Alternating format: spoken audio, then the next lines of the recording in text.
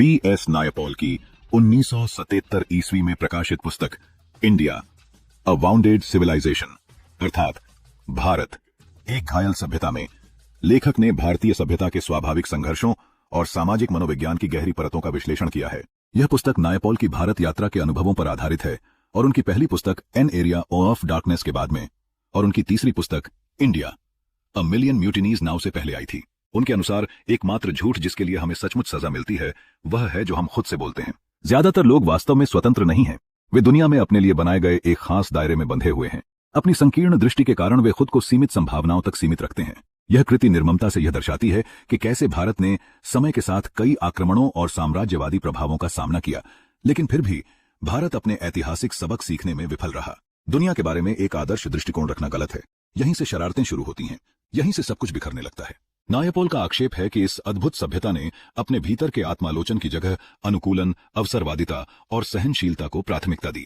नायपॉल इस पुस्तक में अपने व्यक्तिगत अनुभवों को भी साझा करते हैं। वे एक प्रवासी भारतीय के रूप में अपने जटिल संबंधों का परिचय देते हैं, जिसमें वे भारत को न तो पूरी तरह घर मानते हैं और न ही पूर्णतः पराया। उनका यह द्वंद्व व्यस्त जीवन और पारंपरिक भारतीय संस्कृति के बीच की दूरी को बखूबी उजागर करता है। नायपॉल की दृष्टि में भारत एक ऐसा देश है जो आध्यात्मिकता में समृद्ध है, लेकिन आत्मनिरीक्षण के लिए तैयार नहीं है। इस पुस्तक में नायपॉल ने भारत के सांस्कृतिक और ऐतिहासिक घावों का विश्लेषण किया है, जिसका कारण उन्होंने सदियों के विदेशी शासन और सांस्कृतिक भाग्यवाद को बताया है। यह पुस्तक भारत की सभ्यतागत कमजोरियों पर गहराई से विचार करती है और एक विश्लेषणात्मक दृष्टिकोण प्रस्तुत करती है। पुस्तक में नायपॉल का केंद्रीय तर्क यह है कि भारत ने अपनी सभ्यता के ढांचे में सुधार की चेतना विकसित नहीं की है। यह अच्छी बात है कि भारतीय अपने देश को सीधे नहीं देख पाते, क्योंकि जो संकट वे देखेंगे वह उन्हें पागल कर देगा। और यह अच्छी बात है कि उन्हें इतिहास का कोई बोध नहीं है, क्योंकि फिर वे अपने खंडहरों के बीच कैसे बैठे रह पाएंगे।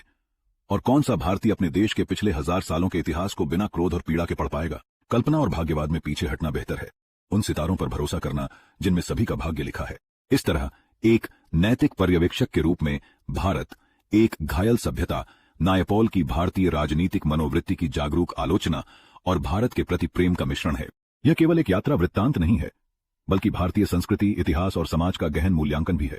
लेखक का उद्देश्य केवल भारत की खामियों को उजागर करना नहीं, बल्कि एक ऐसे राष्ट्र की विलक्षण आध्यात्मिकता को समझने का प्रयास करना है जो अब भी अपने अतीत के घावों को पहचानने और उनसे उठने का मार्ग खोजने में असमर्थ है।